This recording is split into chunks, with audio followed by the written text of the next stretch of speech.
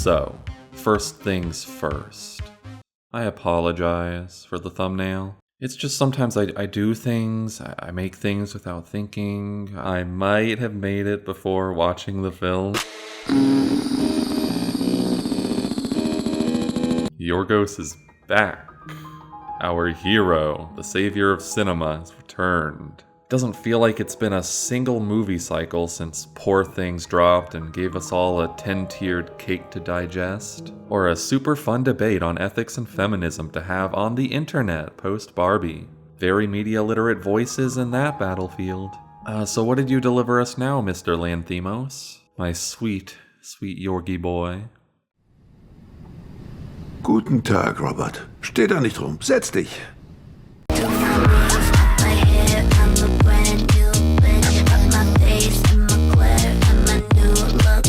What the hell is this, man? I mean, I liked it, I think. But what is this? You want my opinion? If you love everything Yorgos, go and see it. There's nothing else like this playing in theaters. This is a return to his collaboration with Lanthimos Filippo on screenplay, and it shows. We're back to their brand of modern absurdism, films that are dry, sardonic case studies of human sociologies and sociopathologies. So the question becomes, how is this one different?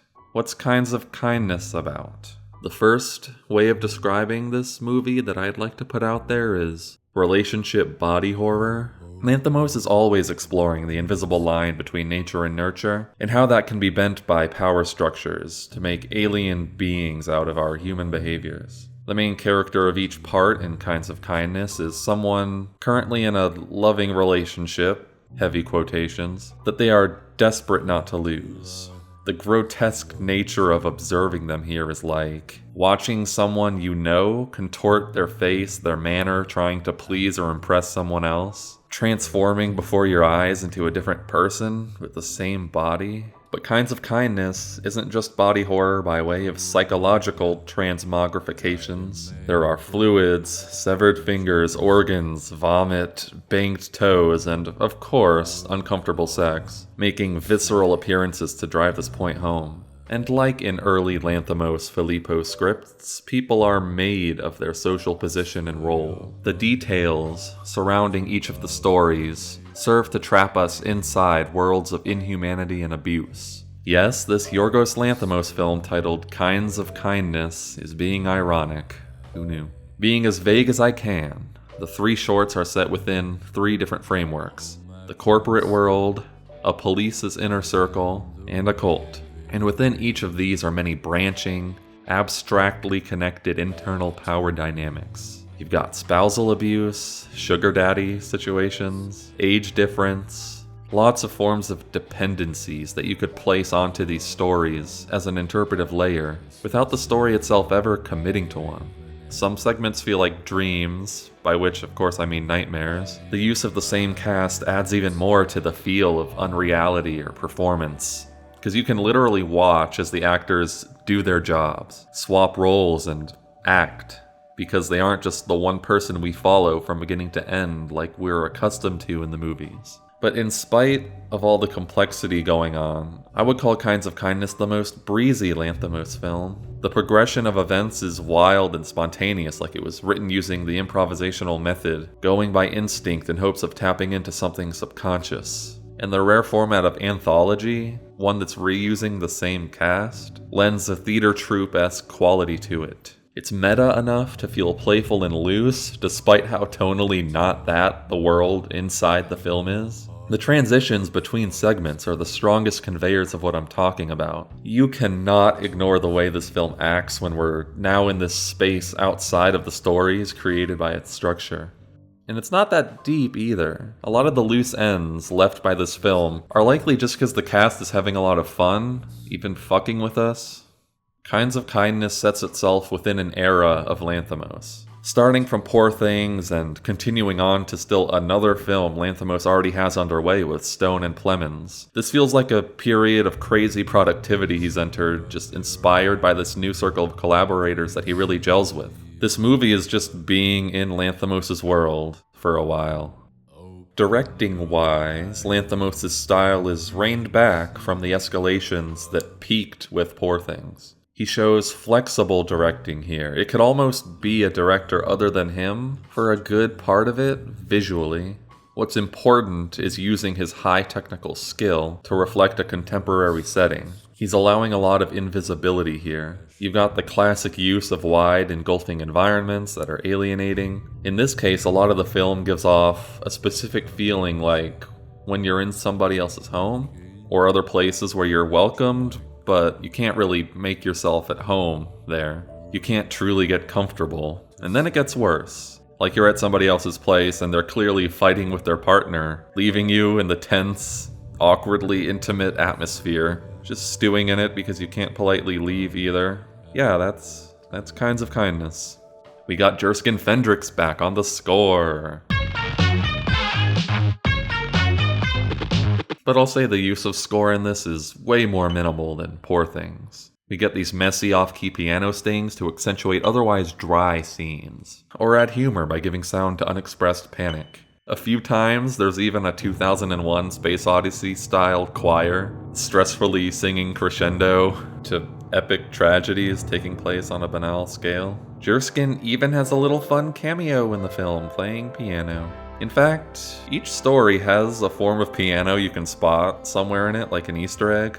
But if you were hoping to be Jerskin your Fendrix to this one, I'm sorry to say the design here is more to withhold from you, maintaining a frustratingly neutral tone. Neutral and uncomfortable, to keep you from really ever knowing how you're supposed to even respond to each moment. As for the cast, I'll start with Margaret Qualley, who will be the least known of the main players going in. Looking her up, I realized I had just, purely by coincidence, watched her doing wacky dance moves in a Kenzo fragrance ad because people are making fun of Taylor Swift for having replicated it poorly. It certainly gives her the Lanthimos chops. But she's been around, sharing with Willem Dafoe a credit in the Netflix Death Note movie.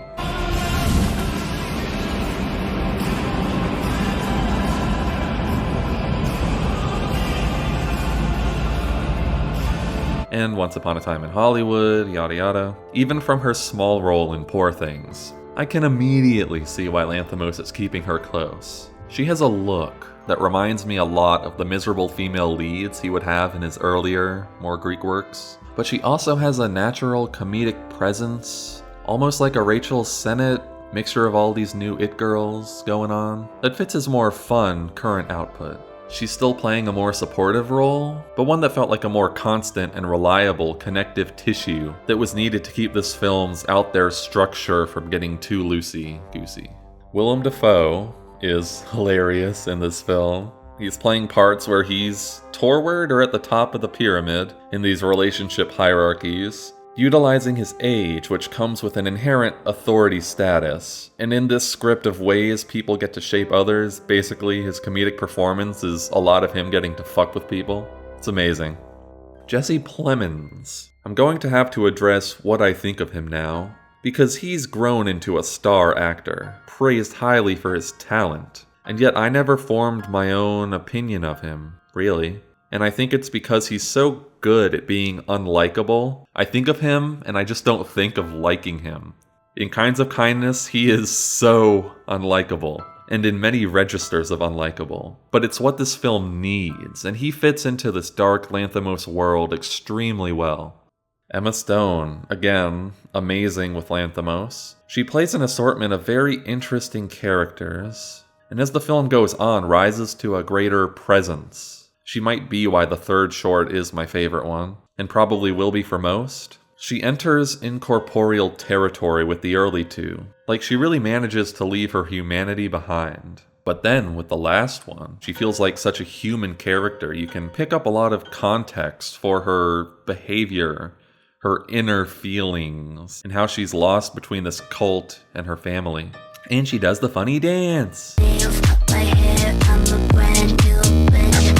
Speaking of characters, there's a lot of starting in a prominent position, then fading into the background, or vice versa. Other times they start seeming one way, but end up in a whole other light. This feels like an intentional choice, replicating for the viewer the feeling of being in an abusive relationship, where the other person can change drastically or withhold the sense of comfort and order that you've placed onto the relationship. Being an audience member for this film does in many ways feel like receiving forms of abuse and manipulation. But maybe that's just me, the biggest fan of Lanthimos, stepping into the theater with the parasocial love of an artist who is just the absolute best to me. I gave my heart to you, Yorgos, and now you're hurting me. You hurt me. Why, my darling? Why, my darling? Afterwards, I drove back home in complete silence, still processing the whole thing. The more I sat with it, the more it dawned on me just how horrifying it was. Lanthimos created this abstract tone by shooting a complexly bleak and horrifying set of stories, like comedies. The minutiae of every shot and cut and line delivery comes off as hilarious in Yorgos' dry observational way. But when you take in the whole of each story, there's not much to laugh at. They are fucked up. I'll give Kinds of Kindness an 8 out of 10 for now. Not immediately a favorite, but this is relative to Lanthimos films, which is a very good film. Fans are going to be going back to this for multiple watches over the years, I think. Watching it with no idea what the hell can happen, you're at least in these protagonists' shoes, where they're holding out for acceptance, carrying a torch through hell for it.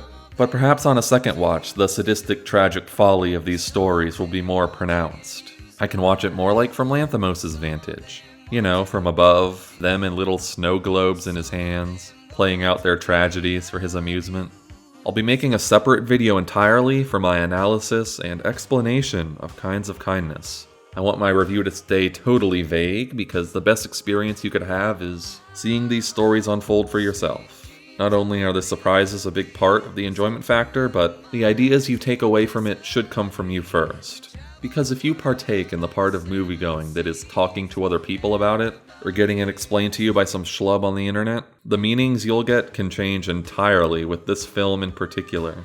Our experience and theories for this film could be completely different and still valid. And if you want to talk about this movie to somebody very close to you, maybe you will more naturally bend your interpretations to theirs. If you have YouTube film review channels that you go to for their opinion because you walked out of this movie confused as fuck, you might take their opinions and make them your opinions. A thing that maybe happens a lot in modern media and film discourse. Yeah, you think about that.